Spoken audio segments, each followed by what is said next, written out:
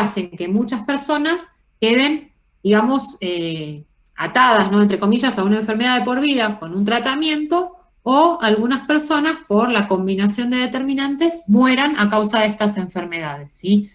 Entonces, esta serie de problemas, de estas problemáticas que se empiezan a ver, hacen que la Organización Panamericana de la Salud, que es el organismo que funciona acá en Latinoamérica, empiece a, digamos, a describir, ¿sí?, la necesidad de pensar, ¿sí?, en una respuesta que pueda dar el sector de la salud a todos estos problemas, ¿sí?, de forma tal que pueda llegar con equidad. O sea, la equidad es esta idea de darle más a aquella persona que más necesita, ¿sí? Ustedes lo tienen en el material, en los textos, con ese gráfico que era 3 personas, y si a las 3 personas yo le doy el mismo banquito, la persona más bajita, ¿sí?, va a llegar al umbral, ¿sí?, con el mismo barquito. La persona que es más alta llega a ver. La persona que tiene una estatura intermedia mira por la mitad, y la que es bajita, aunque yo le dé el mismo banquito, nunca va a llegar. La persona más bajita necesita 3 banquitos para llegar, ¿sí?, a equiparar, ¿sí? Entonces la equidad es poder pensar en darle más al que más necesita, ¿sí? Los sistemas locales de salud, entonces, hay que pensarlos, les decía recién, como una estrategia de la atención primaria, para poder llevar adelante, ¿sí?, este acercamiento de alguna forma del sistema a las personas, poder bajar las barreras y poder de alguna manera trabajar para la prevención y la promoción de manera integral a lo largo de la vida. Un sistema local de salud, ¿sí?, tiene como característica que se define en un espacio territorial determinado, ¿sí? ¿Qué quiere decir? Que como mínimo, ¿sí?, un sistema local de salud abarca un municipio, ¿sí? No puede hablarse de un sistema local en, no sé, un barrio es un sistema de salud. No, todo un municipio, ¿sí?, puede conformar un sistema local de salud, o varios municipios integrados, ¿sí? Tiene que responder a las necesidades de la población y a la estructura de los servicios de salud. O sea, dentro de ese espacio social, territorial determinado, el sistema tiene que poder dar respuesta, ¿sí? ¿Cómo va a dar respuesta? Teniendo en cuenta los recursos que en esa comunidad existan, ¿sí? Los trabajadores de salud, los efectores, cuántos hospitales hay, cuántas salitas, cuántas personas trabajan en ella, cuántas personas están en esa comunidad, qué tipo de enfermedades tienen, qué necesitan, ¿sí? Y tiene que poder articularse entre sí, o sea, poder establecer, ¿sí?, una comunicación entre cada uno de los servicios que en esa sociedad, en esa comunidad existen, ¿sí? Entonces, nosotros por ahí, para pensar en sistemas locales de salud, como yo les decía, podemos pensar en un espacio relacionado con un municipio, ¿sí?, o varios municipios integrados, ¿sí?, en una red que puede ser, como en nuestro caso, ¿sí?, la red sureste, que abarca el Hospital del Cruce como referente, ¿sí?, del tercer nivel de atención, y los municipios aledaños, ¿sí?, Quilmes, Berazategui, Florencio Varela, Almirante Brown, que se referencian, por ejemplo, para las derivaciones a ese efector de salud de tercer nivel, ¿sí?, en los casos en los que se necesite dar respuesta a problemas de mayor complejidad, ¿sí? Espérenme un cachito porque esto me quedó en el medio.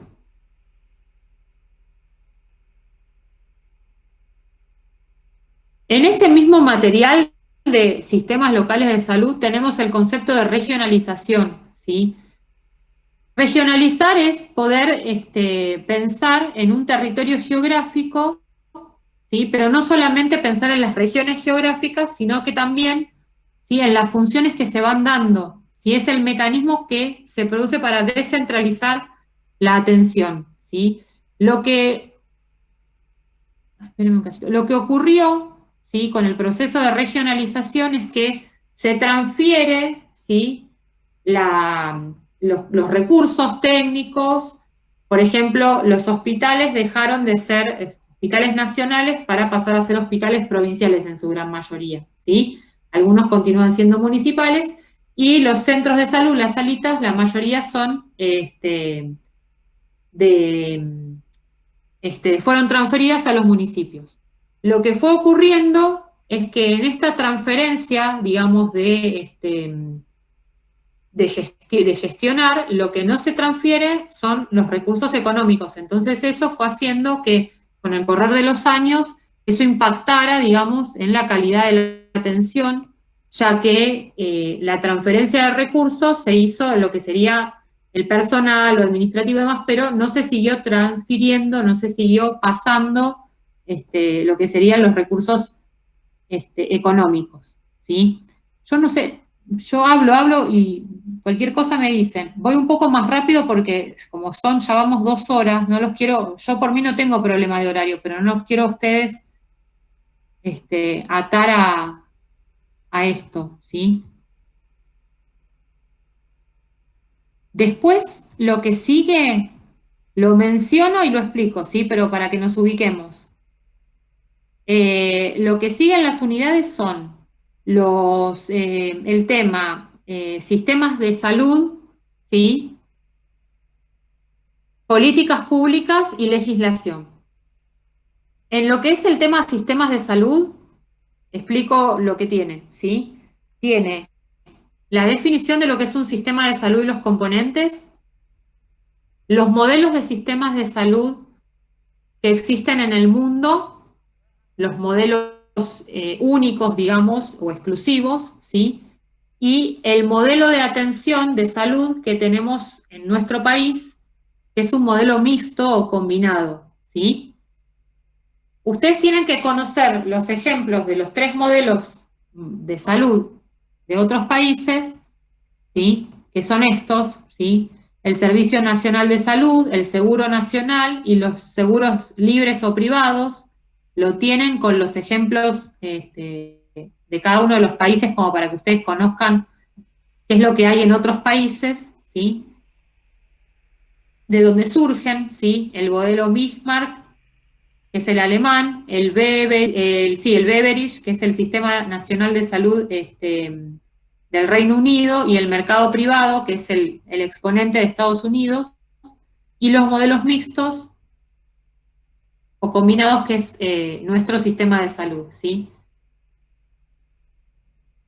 El texto también tiene, lo que sería la parte del sistema de salud argentino, tiene como una evolución histórica de cómo fue nuestro sistema de salud, desde que no había, digamos, atención, o lo que más había era hospitales, hasta cómo se fue, digamos, pasando por diferentes momentos, el surgimiento de las obras sociales, el neoliberalismo con la posibilidad, digamos, de ingreso de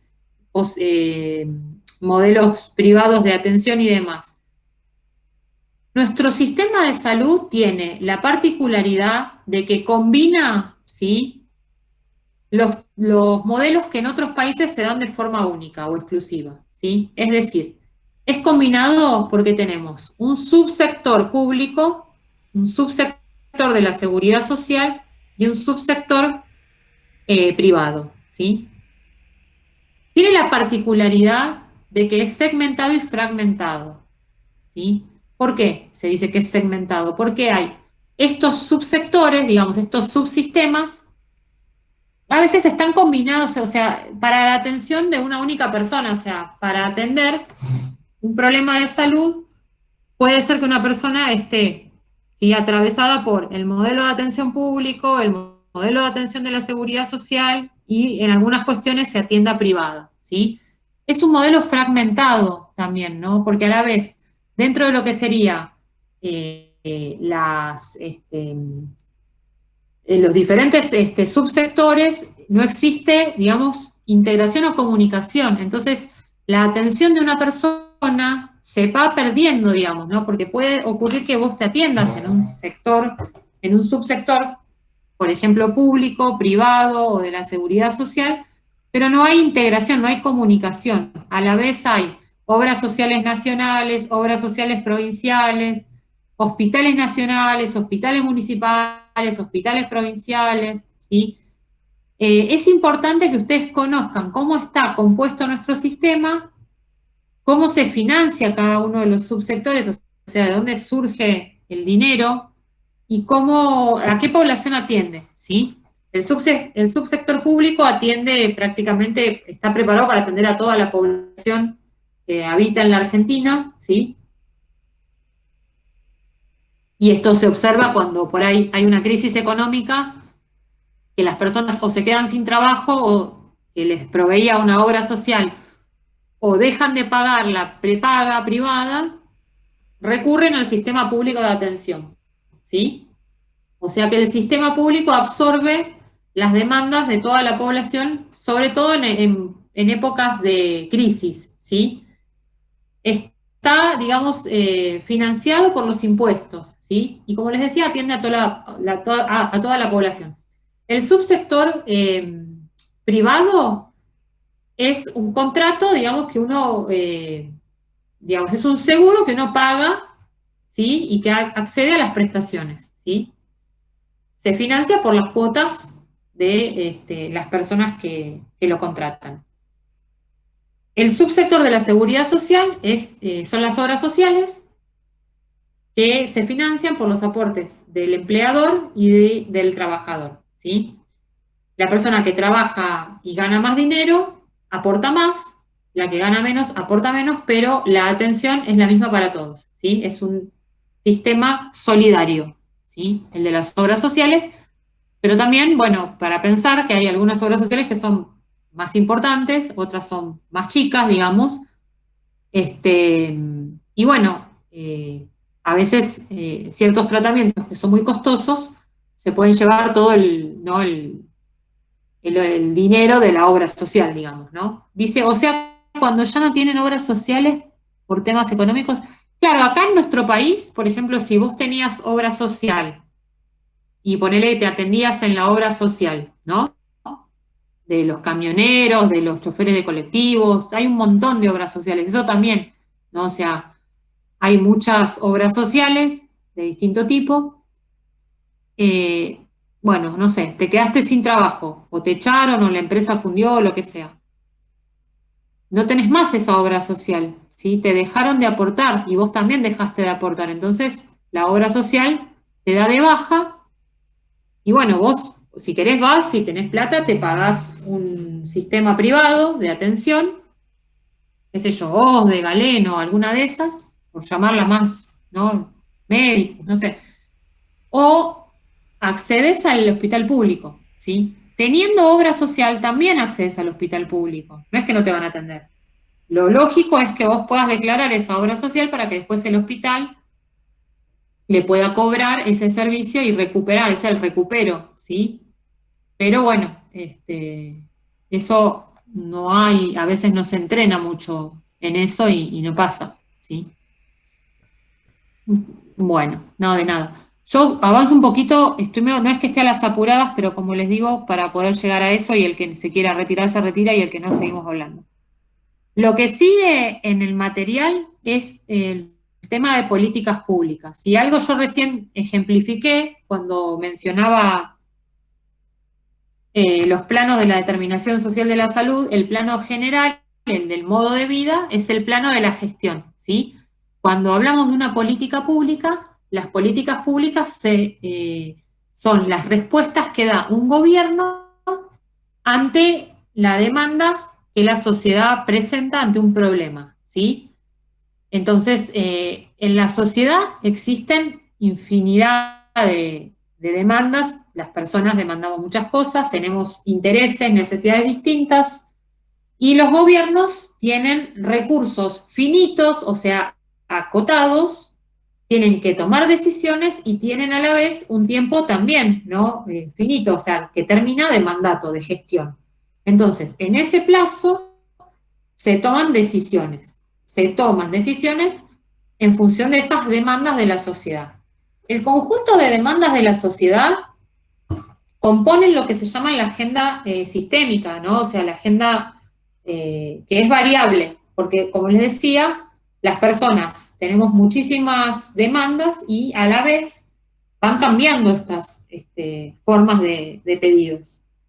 El gobierno o los decisores políticos van a incluir en sus agendas políticas solamente algunos de esos temas. Algunos temas van a pasar a la agenda política, otros los gobiernos van a decidir que no van a entrar, ¿sí?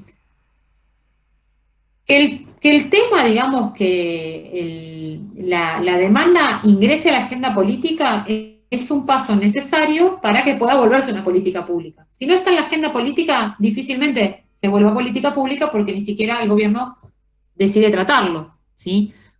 Una cosa que aclaro por las dudas es que las políticas públicas solamente se implementan a nivel, digamos, de la gestión política, ¿sí? Del gobierno. No puedo venir yo, cualquiera de nosotros, y armar una política pública. Podemos participar demandando, exigiendo, pero la acción concreta de implementar una política pública es investida de legalidad, se dice, ¿sí? El gobierno es el único capaz de impulsarla y de llevarla a cabo.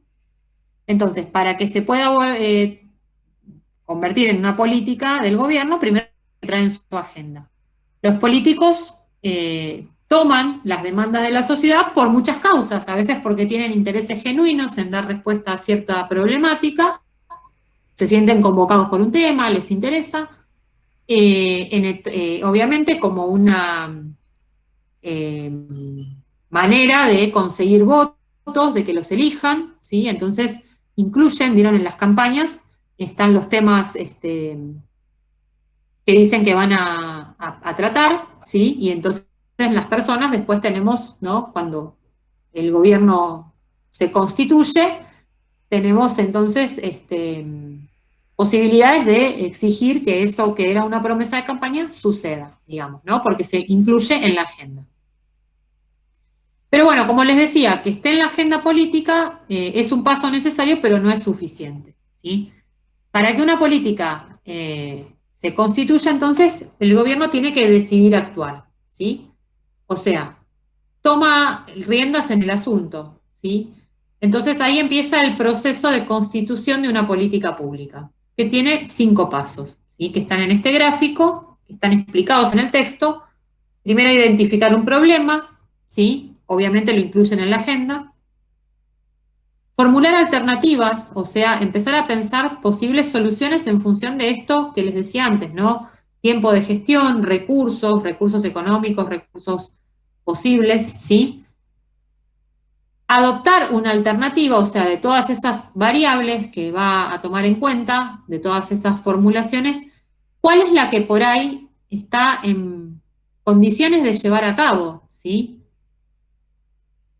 Y una vez que la elige, que la adopta, la implementa el gobierno, ¿sí? La pone en práctica, lleva a cabo la política. Y en ese proceso, ¿sí?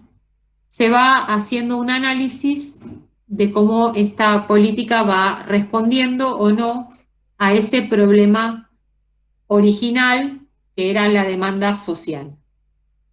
Si la respuesta es favorable, se constituye en una política pública, bueno, beneficiosa, efectiva. Si no, se vuelve de alguna manera, ¿sí? A reformular alguna de estas alternativas, se repasa y se ve, ¿sí? Las agendas políticas, ¿sí?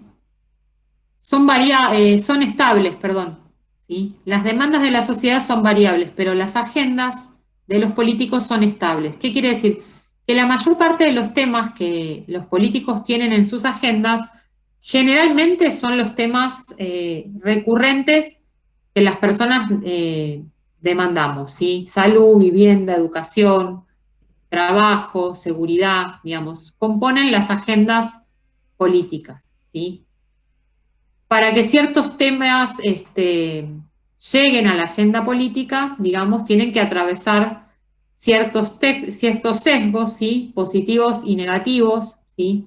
Puede ocurrir que los temas se se disipen, o sea, pierdan fuerza, o se incuben. A veces los problemas, ¿no? O sea, las demandas son complejas, digamos, ¿no? Son temas que no encuentran, ¿no? Dentro de lo que sería la solución, una respuesta única, y entonces esos temas, bueno, cuestan más, ¿sí? Llevarse adelante.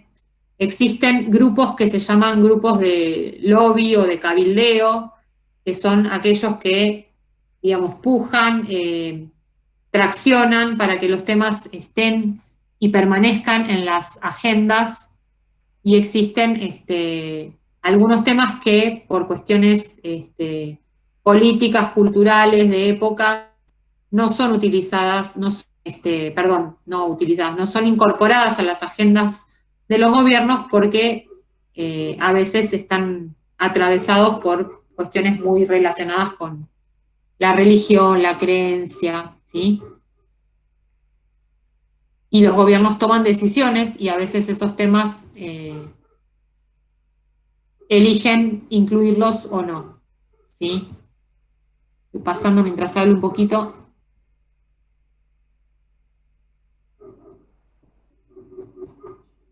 Y llegamos un poquito a lo último, ¿sí? Yo para darle un cierre y después hablamos de lo que quieran un poco más.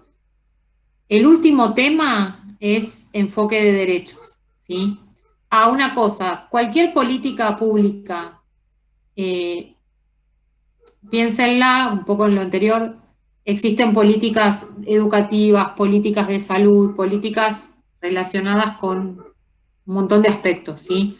Las políticas de salud son aquellas que a corto plazo van a impactar rápidamente en la población, digamos, ¿no? O sea, los resultados, la evaluación de los resultados tienen un impacto a corto plazo. ¿Con esto qué quiero decir? Que, y lo podemos ver ahora con el tema de esta pandemia, ¿no? O sea, todas esas decisiones políticas que se fueron tomando, tanto en nuestro país como en otros, como para ir pensando y comparando, si quieren, hacer cada uno su propio análisis. Todas esas decisiones que se van tomando a modo, digamos, de política pública a nivel gestión, tienen un impacto a corto plazo en la salud de las personas, ¿sí? Si yo establezco un plan de vacunación, un programa, ¿no? A corto plazo yo voy a ver rápidamente los resultados positivos, ¿sí? Por ejemplo, en las cuestiones de salud, dentro de lo que serían las políticas públicas, son aquellas que más rápidamente nos permiten el impacto, observar el impacto, ¿sí? De igual forma, cuando por ahí la política es no responsabilizarse, no dar respuesta a alguna problemática de salud, a corto plazo también se ve si hay un recorte en un plan o en un programa, si hay un aumento en los precios de los medicamentos, si se corta algún servicio que se venía dando, eso impacta muy rápidamente, de manera negativa, ¿sí? En la salud de las personas. Bueno, la última unidad, espérenme que tomo un vaso de agua porque no me da más la boya.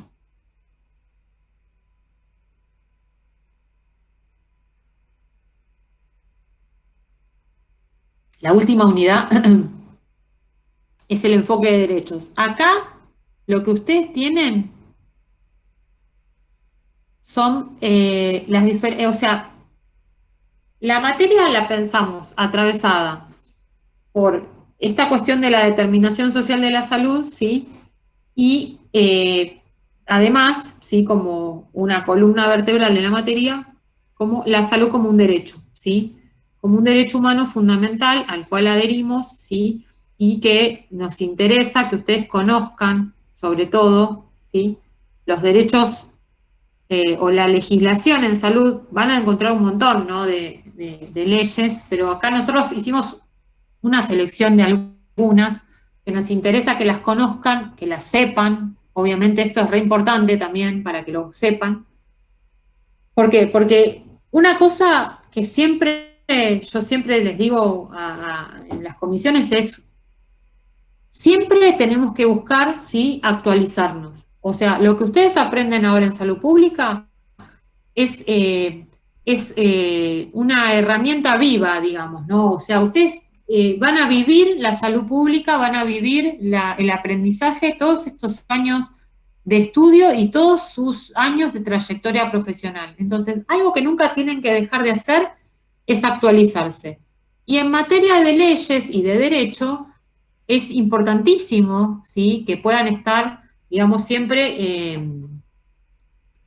leyendo, ¿sí?, las novedades, la información, porque ustedes van a formar parte del sistema como trabajadores y trabajadoras, a la vez también como usuarios, y es importante conocer las leyes para poder hacerlas cumplir, para que nosotros a la vez las cumplamos, ¿sí?, cuando nos toca estar del lado del trabajo, ¿sí?, y para no por ahí anteponer, ¿sí?, nuestras propias creencias, nuestros propios ideales, ¿sí?, por sobre, digamos, lo que sería el marco de nuestro trabajo, ¿sí? Nosotros lo que esperamos es que ustedes trabajen en un marco de pensar la salud como un derecho, y todas estas leyes que hoy les presentamos, pero como les digo, que siempre es importante que las actualicen en la medida en que se vayan actualizando las mismas, las conozcan y las puedan hacer cumplir, ¿sí?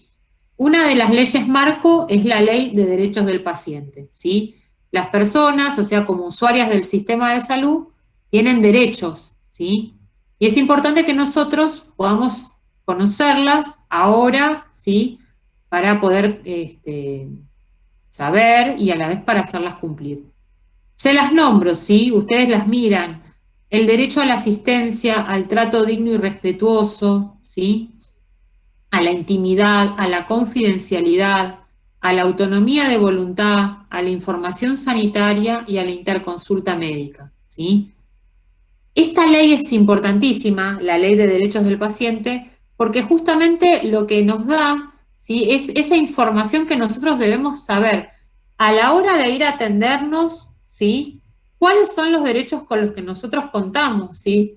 Tenemos derecho a la asistencia, no nos pueden negar la asistencia, no nos pueden discriminar, no nos pueden negar la atención por raza, por una cuestión étnica, por una cuestión de exclusión social, por una cuestión de género, ¿sí? Vean ustedes, vayan viendo que todas estas cosas lamentablemente no se cumplen, ¿sí? Se transgreden, muchas veces se usan criterios propios, ¿no? O sea, es decir, profesional tiene un criterio de la atención basado en sus propias creencias, en su ideología, en sus convicciones, desconoce las leyes, ¿sí? Y a veces las personas que también las desconocen, en su gran parte, la mayoría de las personas no sabe que tienen una ley que los ampara, que es la ley de derecho del paciente, que todos tenemos derecho al trato digno y respetuoso, ¿sí?, que no nos pueden discriminar por cuestiones que tienen que ver con aspectos morales, ¿sí?, por cuestiones que están relacionadas con el pudor, con la intimidad, ¿sí? El derecho a la intimidad, ¿sí? O sea, que nosotros no podemos, digamos, divulgar, difundir toda la información de una persona que es nuestro paciente, salvo excepciones y cuestiones que tienen que ver, bueno, con interconsulta, cuestiones de criterio profesional, ¿sí? La confidencialidad, ¿sí? O sea, que toda persona acá llamada paciente, ¿sí?, todo usuario del sistema, ¿sí?, tiene derecho, ¿sí?, a que se guarde, ¿sí?, confidencialidad en la documentación y acceso, ¿sí?, a su historia. Autonomía de voluntad, ¿sí? Es importante que sepan, que sepamos todos, ¿no?, que todos tenemos derecho a aceptar o rechazar un tratamiento, que ese tratamiento que nos van a dar se nos informe con un lenguaje que nosotros podamos entender, que podamos preguntar. En el caso de los niños, niñas y adolescentes, se debe priorizar, ¿sí? Acá está mal la ley, esta la pusieron mal, es 26061, la Ley de Protección Integral de Derechos de los niños, niñas y adolescentes, ¿sí? Lo que debe primar es el interés superior del niño, dice, ¿sí? Todo lo que sea en beneficio de la voluntad del menor o del niño, ¿sí? Ahora no se usa más la palabra menor, pero yo la nombro porque calculo que alguno de ustedes por ahí lo piensa así, pero se habla de niñas, niños y adolescentes, ¿sí? Tenemos derecho a pedir una copia de nuestra historia clínica y nos la tienen que brindar, ¿sí? En el corto plazo, no hacer por ahí todos los vericuetos que por lo general nos tienen acostumbrados, ¿no? Nos niegan la historia clínica, nos niegan nuestros datos, o nos dicen, no, pero si el médico quiere pedir algún dato, que me lo pida por escrito y que me lo pida a mí, de médico a médico. Bueno, eso está mal, si tenemos derecho a poder recibir una copia de nuestra historia clínica, ¿sí? También tenemos derecho a esto, ¿no? A recibir información sanitaria clara y también a negarnos a recibirla, ¿sí? Con respecto a la autonomía de voluntad, ¿sí? Cuando se sanciona la ley de muerte digna, es importante acá que cuando vean esta ley entiendan la diferencia entre muerte digna o también llamada ortotanasia, que no es lo mismo que la eutanasia, ¿sí? La autonomía de voluntad es que el paciente tiene derecho a aceptar o rechazar deliberadamente terapias o procedimientos médicos o biológicos, ¿sí? Que es lo que decíamos antes. Y debe primar también el interés superior del niño. Bueno, cuando se sanciona la ley de muerte digna, lo que se, digamos, modifica es justamente este punto de la autonomía de voluntad y se agrega esto, ¿sí? Que dice: en el marco de esta potestad, o sea, de esta autonomía de voluntad, el paciente que presente una enfermedad irreversible, incurable o que se encuentre en un estadio terminal o haya sufrido lesiones que lo coloquen en igual situación, puede informar fehacientemente si procedimientos quirúrgicos o reanimación artificial o también el retiro de medidas de soporte cuando son desproporcionadas en función de la mejoría. Es decir, con esto tiene que quedar en claro que no se trata, ¿sí?, de lo que sería la eutanasia o adelantar la muerte por parte del profesional, ¿sí?, que es la acción u omisión por parte del médico para provocar la muerte del paciente con el fin de eliminar cualquier dolor. No, sería esto, la muerte digna, la ortotanasia, es el derecho del paciente a morir dignamente, sin el empleo de medios desproporcionados o extraordinarios para el mantenimiento de la vida, ¿sí? La ortotanasia nunca pretende deliberadamente adelantar la muerte del paciente, ¿sí? En un caso irreversible, incurable, donde hay consenso, digamos, ¿no?, por parte de lo que sería un equipo de salud, en que esas medidas de soporte vital son desproporcionadas, ¿sí?, en función de lo que sería la mejoría, ¿sí?, la persona puede en ese caso dejar su consentimiento, o en los casos en los que no puede la persona, a veces es la familia la que toma esa decisión en función, ¿sí?, del conocimiento que tiene de cada una de las decisiones que, bueno, que cada uno de nosotros por ahí compartimos con nuestros seres queridos, ¿sí? Así que eso por ahí ténganlo en cuenta, la ley de derechos del paciente, los puntos que tiene esa ley, la ley de muerte digna, para pensar que no es lo mismo, ¿sí?, la ortotanasia que la eutanasia, ¿sí? Después tienen la ley de salud mental, ¿sí?, la ley de padres e hijos en el momento del nacimiento, las nombro y ahora se las explico. Y tenemos también el protocolo, ¿sí?, de interrupción legal del embarazo, ¿sí?, los casos en donde es posible pedir una interrupción legal del embarazo. Si bien ahora salió, ¿sí?, la interrupción voluntaria del embarazo, no, está buenísimo que se informen, que conozcan. Nosotros acá en el examen no les tomamos la interrupción voluntaria, que es la nueva sanción que salió ahora en enero, sino lo que está en el programa, ¿sí?, el protocolo de la interrupción legal del embarazo. La definición de salud mental, entonces, con la ley de salud mental lo que se pretende, ¿sí?, es cambiar esta mirada también, ¿no?, biologicista, hegemónica de la salud mental, que era esta mirada, digamos, donde la enfermedad mental era ubicada en un lugar discriminatorio, donde el único tratamiento posible era el aislamiento, donde el único espacio de tratamiento que se pensaba era un hospital psiquiátrico, y donde se concentraba, digamos, ¿no?, la hegemonía, en este caso, de la atención en la psiquiatría, ¿sí? la nueva ley de salud mental lo que viene a traer es una mayor flexibilidad en relación al tratamiento, prohíbe, digamos, la creación de nuevos hospitales monovalentes psiquiátricos y, digamos, invita o estimula a que estos hospitales que ya existen se vayan ayornando en el tratamiento a estas nuevas prácticas,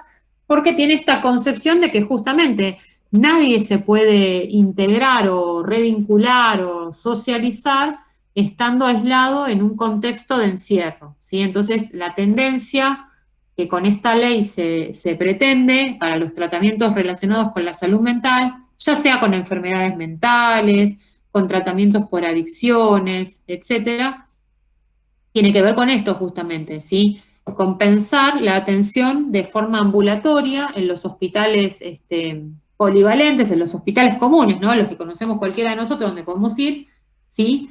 Que el equipo de salud sea un equipo de profesionales que tenga multidisciplinas, digamos, ¿no? Que existan, obviamente, ¿no? Profesionales de la salud mental que puedan conducir los tratamientos, pero que estén integrados junto a otros profesionales, ¿sí? Este,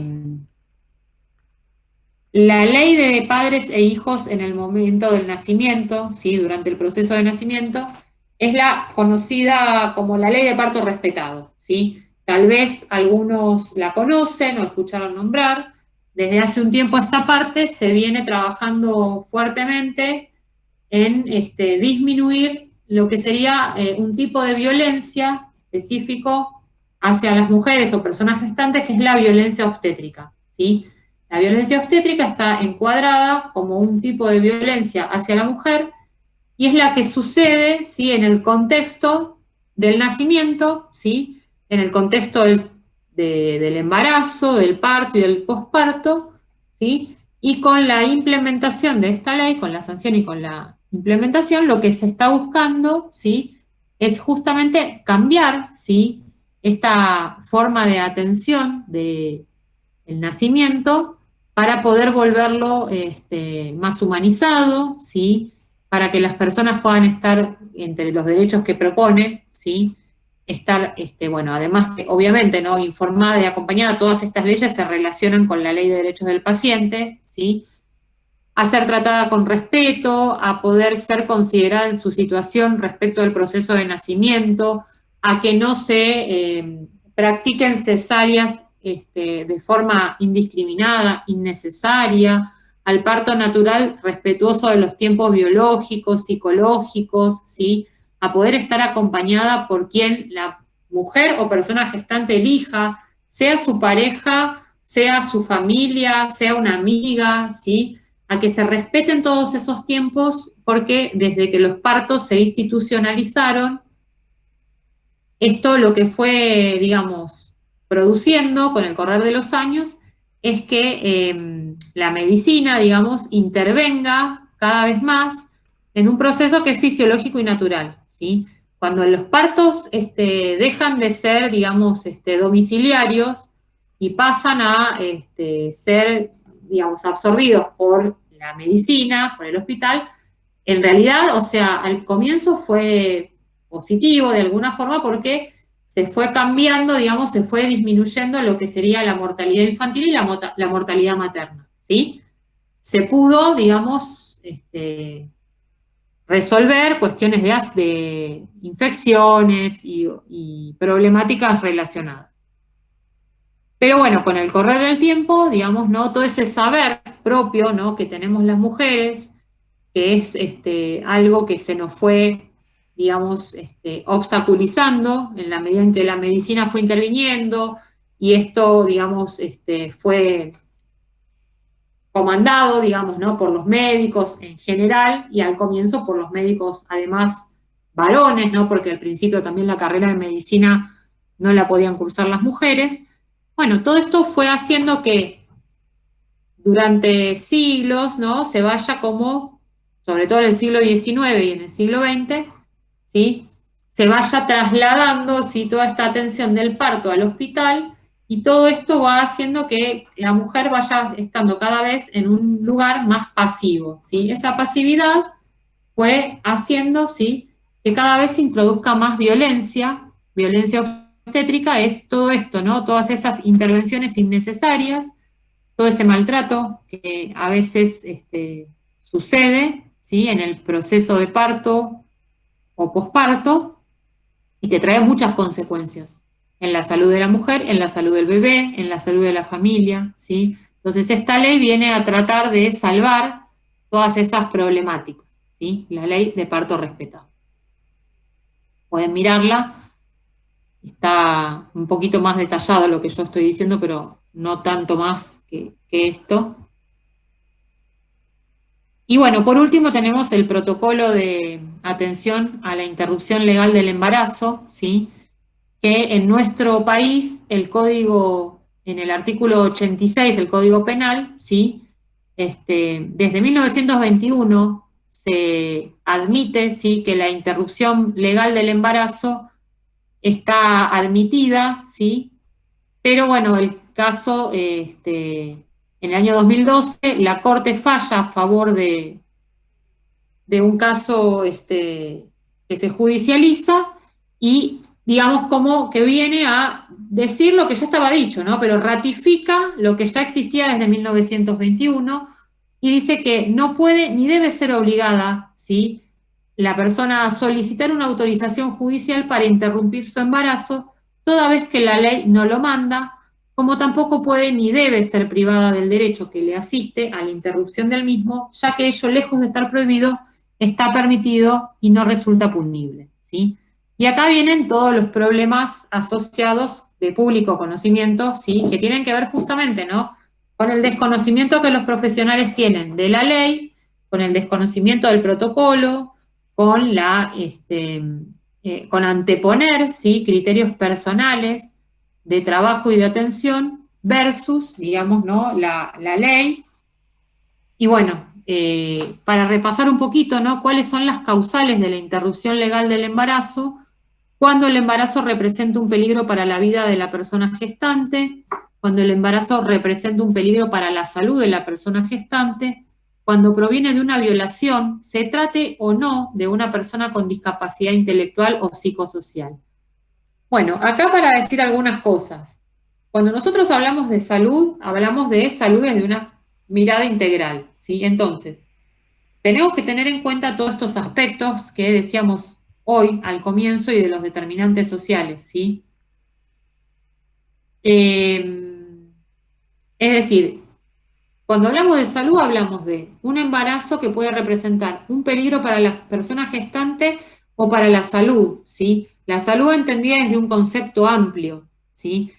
La violencia sexual también entendida desde un concepto amplio, ¿sí? Porque se tiende a veces a hacer un reduccionismo y decir, bueno, el causal violación es una violación consumada, ¿sí? Pero a veces, o en la gran parte de los casos, se omite, digamos, ¿no?, todas estas relaciones no consentidas al interior de un matrimonio, donde se ejerce violencia doméstica, donde se ejerce violencia sexual.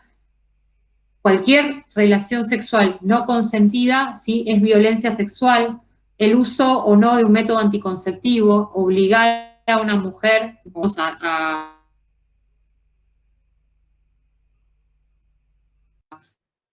a utilizar cierto, ¿sí? Entonces, se toma,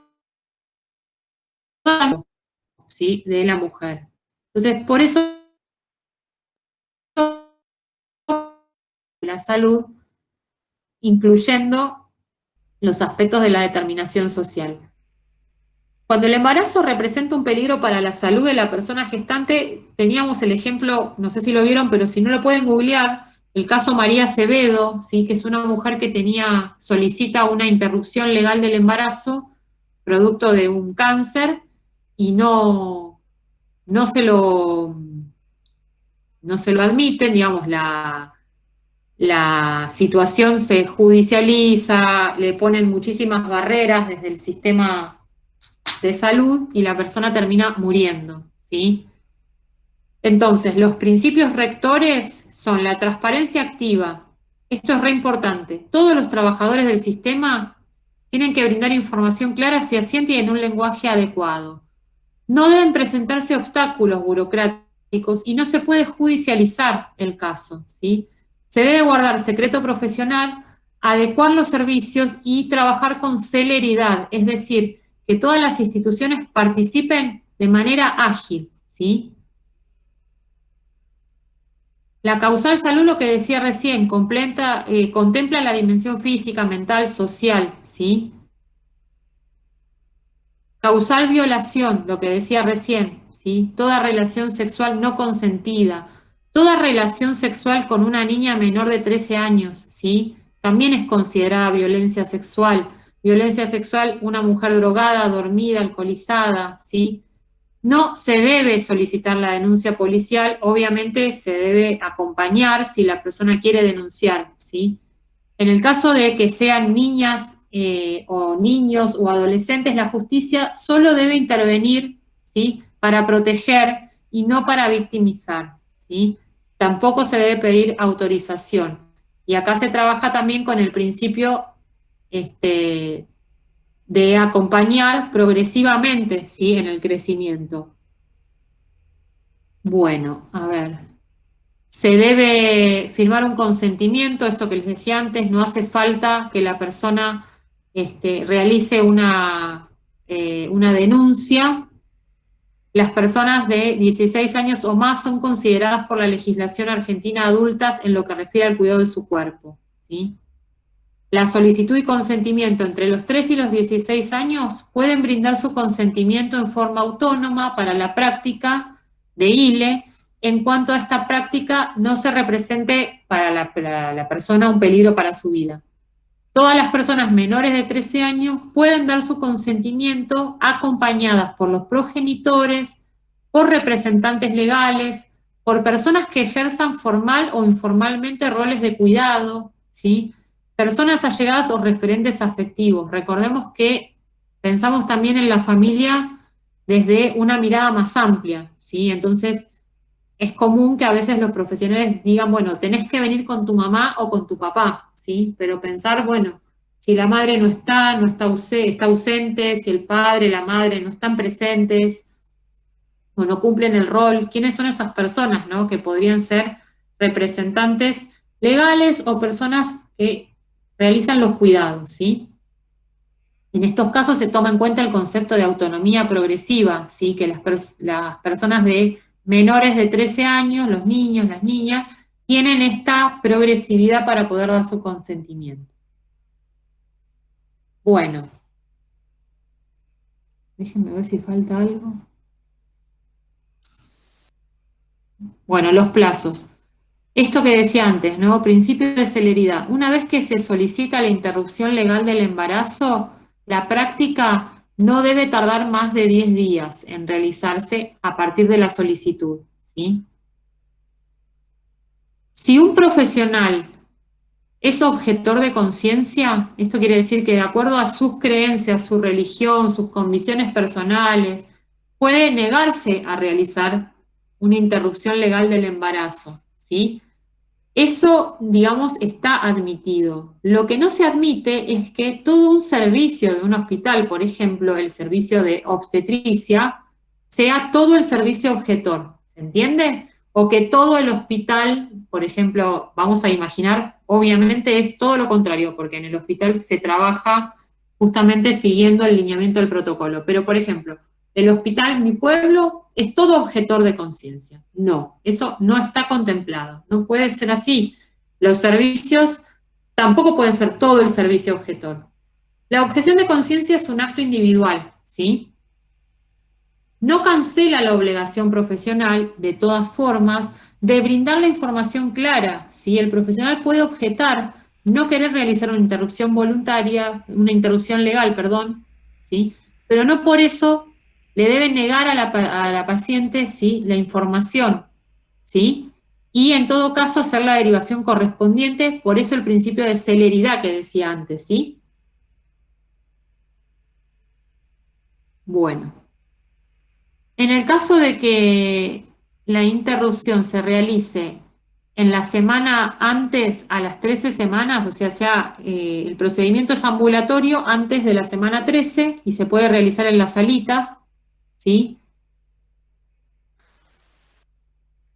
Y si el embarazo es mayor, ¿sí? Se realiza en el segundo nivel con una patología asociada por una cuestión de salud. Bueno, se hizo un poco largo, pero bueno, espero haberlos ayudado, espero haberlas ayudado en general. Y cualquier cosa, si me quieren preguntar algo, me preguntan, no hay problema. Si no, vamos dejando porque hace 3 horas que estamos acá. No sé, todos no quedaron, algunos se fueron, pero bueno, hay 35 personas que les agradezco que se hayan quedado a escuchar. Si no, vayan saliendo, no hay problema. Yo me voy a ir dando cuenta, cualquier cosa. Les agradezco y bueno, yo espero acá, pero por las dudas. No me voy hasta que no se vaya el último o la última. Así que bueno, suerte, estudien, aprovechen. Creo que va a haber otra más la semana que viene, pero bueno, ven.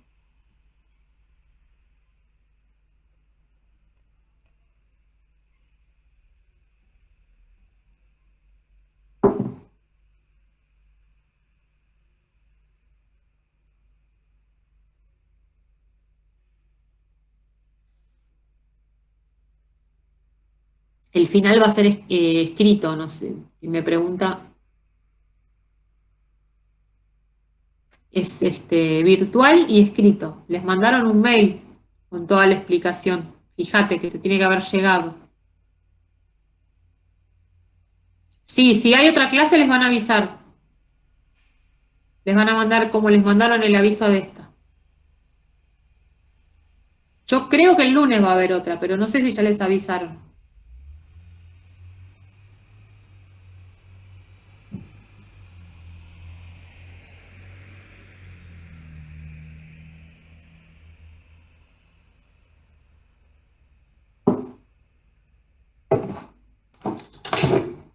Bueno, gracias a ustedes, me dan las gracias. Yo encantada, lo único, lamento que se las hice muy larga.